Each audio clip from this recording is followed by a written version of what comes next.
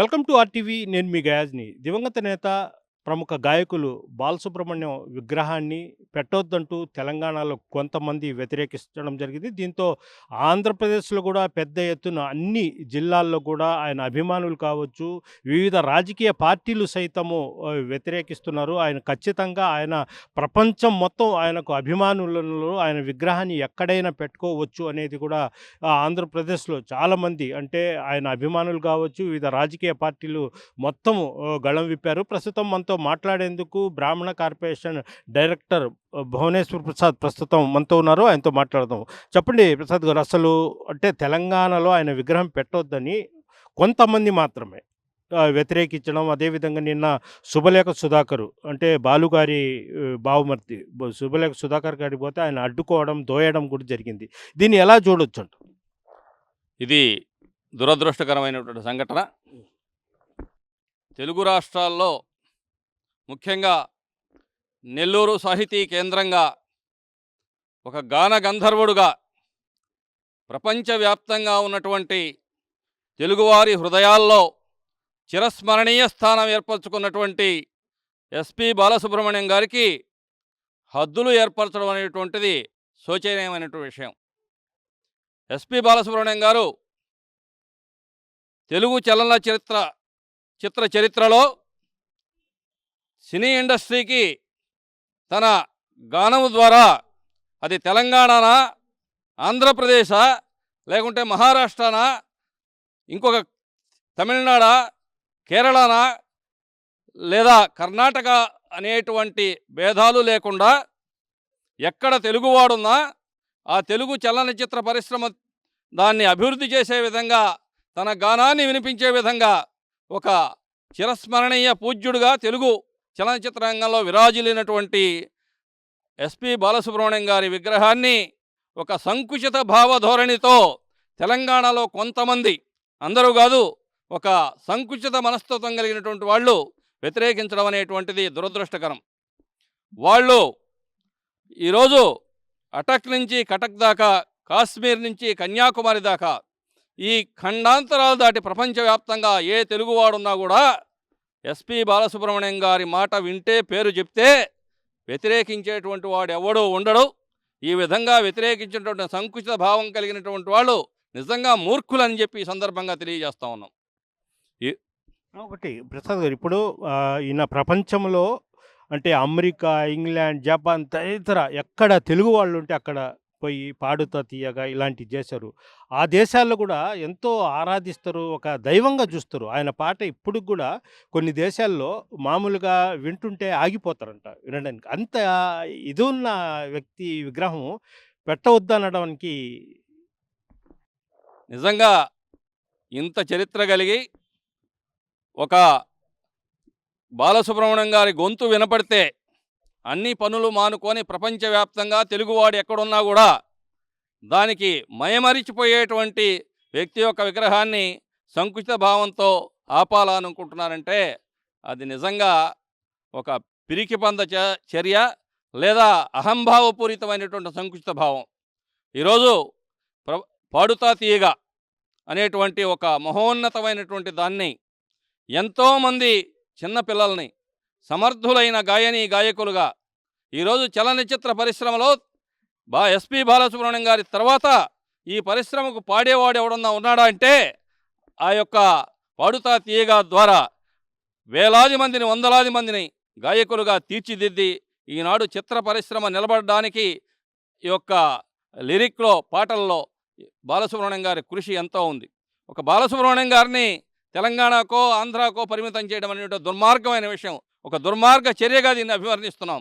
ఈరోజు మనం పోతన గారు తెలంగాణ వాసి, పోతన గారు రాసినటువంటి భాగవతాన్ని యావత్ తెలుగువాడు ఎక్కడున్నా కూడా తెలుగు సాహితీ రంగంలో చెప్పుకుంటున్నాం. ఈరోజు ట్యాంకు బండ మీద విగ్రహాలు పెట్టారు. ఎన్టీ రామారావు గారు ట్యాంకు బండ మీద విగ్రహాలు పెడుతూ తెలుగు వెలుగుమూర్తుల నిక్షిప్త కళా ప్రాంగణం అని చెప్పి ఆ రోజు ఆయన పేరు పెట్టాడు. ఆ కళామూర్తులను పెట్టినటువంటి వాటికి స్క్రిప్ట్ రాసింది ఎవరయ్యా అంటే ఎన్టీ రామారావు. ఒకవేళ ఆయన్ను మనం వాళ్ళు అనొచ్చు, సంకుచిత భావం కలిగినటువంటి వాళ్ళు, ఆయన ఆంధ్రావాడు కదని. ఆయన పెట్టినటువంటి విగ్రహాలకు ఏదైతే తెలంగాణలో కవిగా సాహితీవేత్తగా ఉన్నటువంటి స్వర్గీయ సి నారాయణ రెడ్డి గారు రాసినటువంటి ప్రతి అక్షరము ఆ యొక్క కళా ప్రాంగణం విగ్రహాలకు ఉంది. ప్రతి విగ్రహాన్ని గురించి రాసినటువంటి వ్యక్తి ఆయన.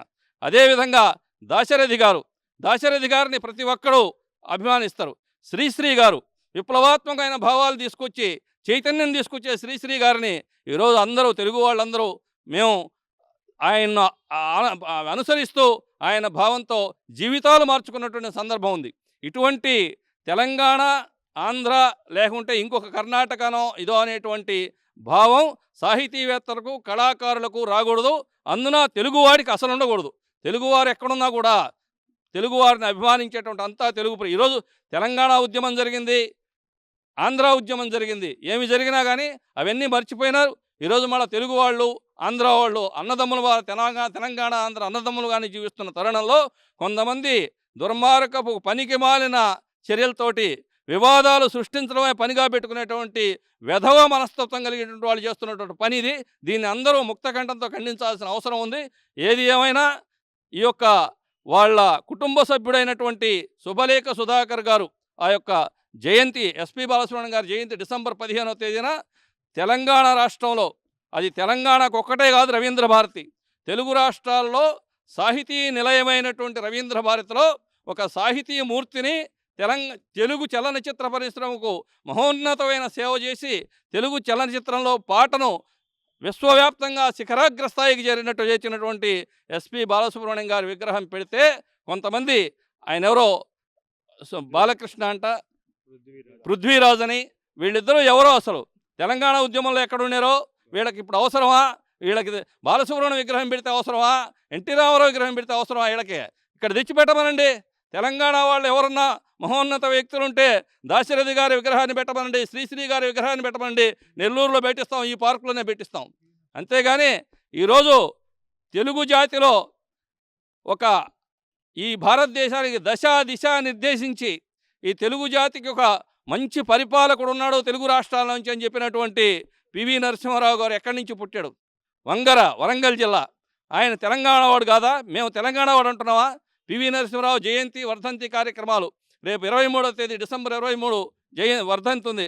ఆ కార్యక్రమాన్ని దాదాపు 10-15 సంవత్సరాలుగా నేను చేస్తూ ఉన్నాను ఒక ఆంధ్రుడుగా, తెలుగువాడుగా.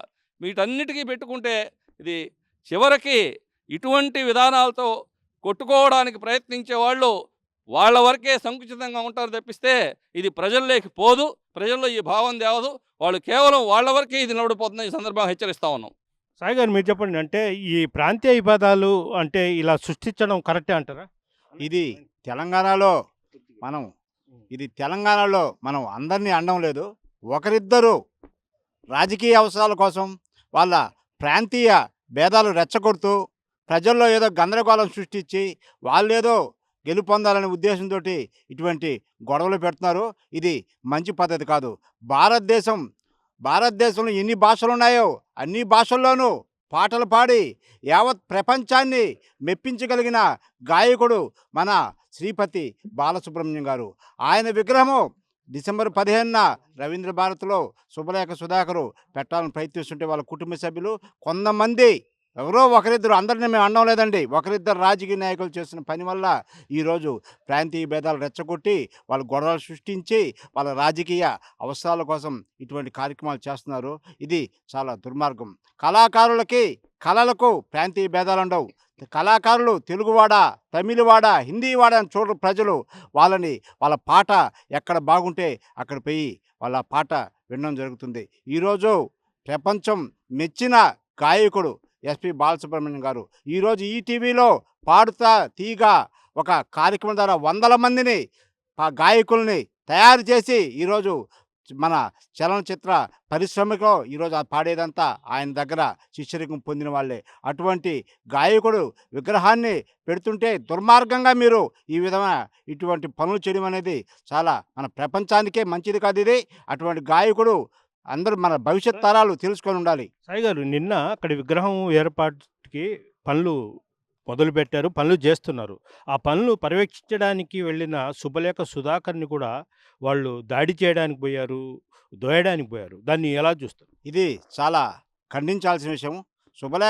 సుధాకర్ గారు వాళ్ళ బంధువే అవుతాడు. ఎస్పీ బాల దగ్గర బంధువు. ఆయన విగ్రహం పెట్టడానికి పోతే ఈ విధంగా ఒకరిద్దరు ఎవరో వాళ్ళిద్దరు పేర్లు కూడా మనకు పృథ్వీరాజ్ అంటే ఇంకొక ఆయనంట. అసలు వాళ్ళు తెలంగాణ ఉద్యమంలో లేరు. అసలు వాళ్ళు తెలంగాణ వాదులు కారు. అసలు ఇప్పుడు ఎందుకు వాళ్ళు ఆ విధంగా అటువంటి పనులు చేస్తున్నారో మనకు అర్థం కావడం లేదు. రేవంత్ రెడ్డి గారి ప్రభుత్వం వాళ్ళని కఠినంగా శిక్షించాలని మేము బాలసుబ్రహ్మణ్యం అభిమానులుగా కోరుకుంటున్నాం. మీరు చెప్పండి. అంటే ప్రధానంగా అంటే ముఖ్యమంత్రి రేవంత్ రెడ్డి ఇలాంటి వాళ్ళ మీద ఎలాంటి చర్యలు తీసుకోమంటారు? కఠినమైన చర్యలు తీసుకోవాలండి. కఠినమైన చర్యలు తీసుకోవాలి. బాలసుబ్రహ్మణ్యం అతను ఒక ప్రాంతానికి కాదు, అన్ని భాషల్లో, అది కన్నడ కావచ్చు, తమిళ్ కావచ్చు, మలయాళం కావచ్చు, హిందీ కావచ్చు, ప్రతి ఒక్క భాషలో అందరికీ సాంగ్స్ పాడిన వ్యక్తి. అటువంటి వ్యక్తి మీద ఇటువంటి రాజకీయ పునరావాసం కోసం ఇటువంటి విధానం సరైనది కాదు. రేవంత్ రెడ్డి గారిని మేము ఒకటే కోరుతున్నాం. మేము పివి నరసింహారావు గారి విగ్రహం ఆంధ్రాలో పెట్టినా మేము యాక్సెప్ట్ చేస్తాం. ఇంకా తెలంగాణ వాళ్ళు ఎవరైనా కవులు ఉన్నా కూడా ఇక్కడ పెడితే మాకు అభ్యంతరం లేదు. ఎస్పి బాలసుబ్రహ్మణ్య వ్యక్తిని ఆయన్ని కించపరచడం అనేది కరెక్ట్ కాదు. మేము తెలంగాణ ముఖ్యమంత్రిగా రేవంత్ రెడ్డిని ఒకటే కోరుతున్నాము. ఇటువంటి రాజకీయ పునరావాస కేంద్రాలు ఏర్పరచుకున్నటువంటి వ్యక్తుల మీద కఠినమైన చర్యలు తీసుకోవాలని కోరుకుంటున్నాం. ఇప్పుడు బాలసుబ్రహ్మణ్యం గారి విగ్రహము మన తెలుగు వాళ్ళు చికాగో నగరంలో, అమెరికాలో అక్కడ కూడా స్థాపించారు. అక్కడ స్థాపించిన అట్లయితే అక్కడ ట్రంప్ వీళ్ళంతా అబ్జెక్షన్ పెట్టాలి కదా, ఇక్కడ ఎందుకు తెలుగు వాళ్ళ విగ్రహం అని. అదే ఖచ్చితంగా, అందుకే ఖచ్చితంగా దీన్ని మేము వ్యతిరేకిస్తున్నాము. ఇక్కడనే కాదు, ఎక్కడైనా కానీ ఆయన అందరి వ్యక్తి, అందరికీ సంబంధించిన వ్యక్తి. అన్ని భాషల్లో మాట్లాడాడు, అన్ని భాషల్లో పాటలు పాడాడు, అందరికీ ఆయన మెచ్చిన వ్యక్తి. ఆయన విగ్రహం కంపల్సరిగా ఎక్కడ పెట్టినా కూడా ఎవరు అబ్జెక్షన్ చేయకూడదు, ఆయన గౌరవించాలి. అంటే తెలుగు రాష్ట్రాలు రెండు కళ్ళు లాంటివి. అలాంటి తెలుగు పాటలే పాడాడు ఆయన, ఎక్కువగా తెలుగు పాటలు. అలాంటిది ఆయన ఆరాధించి విగ్రహం పెట్టాల్సిన రెండు రాష్ట్రాల్లో భేదాలు తేవడం, అలాంటి వాళ్ళను ఏం చేయాలంటారు? కఠినంగా శిక్షించాలి. ఇప్పుడు బాలకృష్ణ అనే అతను ఎక్కడి నుంచి వచ్చాడు? అతను అన్ని ఫ్రాడ్ పనులు చేసి డబ్బు సంపాదించుకొని రాజకీయంలో ఎదిగి వాళ్ళని మోసం చేసి వచ్చిన వ్యక్తి. ఆ బాలకృష్ణ ఎట్లా మాట్లాడతాడు విగ్రహం పెట్టకూడదని? తెలంగాణలో ఈ పృథ్వీరాజ్ అనేవాడు ఖమ్మం డిస్ట్రిక్ట్ వాడు, వాడు కూడా ఎలా మాట్లాడతాడు పెట్టకూడదని విగ్రహం? ఆయన అందరికీ సంబంధించిన వ్యక్తి. ఆయన విగ్రహం ఎక్కడ పెడితే ఏముంది, ఎక్కడైనా పెట్టచ్చు. ఆయన మనకు అందరికీ కావాల్సిన వ్యక్తి. కాబట్టి రేవంత్ రెడ్డి గారిని, స్థానిక మినిస్టర్స్ని అందరినీ కోరుకుంటున్నాము. ఖచ్చితంగా ఇటువంటి వ్యక్తుల మీద కఠినమైన శిక్ష వేయాలని మేము కోరుకుంటున్నాం. ఇది పరిస్థితి. మొత్తం మీద బాలసుబ్రహ్మణ్యం అభిమానులు మొత్తం ఆగ్రహం వ్యక్తపరుస్తున్నారు. అయితే రెండు తెలుగు రాష్ట్రాలకు ఒక ప్రపంచ స్థాయిలో ఒక గుర్తింపు తెచ్చింది పాటల విషయంలో. పాటలు పాడి ప్రపంచ దేశాల్లో ఒక గుర్తింపు తెచ్చింది బాలసుబ్రహ్మణ్యము. ఈ రెండు అసలు తెలుగుదనాన్నే అతను ఒక ఇదిగా తెచ్చాడు. అలాంటి వ్యక్తి విగ్రహము పెడుతుంటే కొంతమంది అంటే వాళ్ళు దుర్మార్గులే అనవచ్చు. అలాంటి వ్యక్తి విగ్రహం పెడుతుంటే వాళ్ళు అడ్డుకోవడము చాలా బాధాకరము. అలాంటి వ్యక్తులపై కఠినంగా చర్యలు తీసుకోవాలంటూ కూడా ముఖ్యమంత్రి రేవంత్ని కూడా ఇక్కడ వాళ్ళ అభిమానులు అయితే కోరుతున్నారు. వీడియో ప్రదీప్తో గయాజ్ RTV నెల్లూరు నుంచి. Local to global news at your fingertips. మీ చేతిలో ఒక ఆయుధం. Download Raw TV app. Media legend Ravi Prakash is back.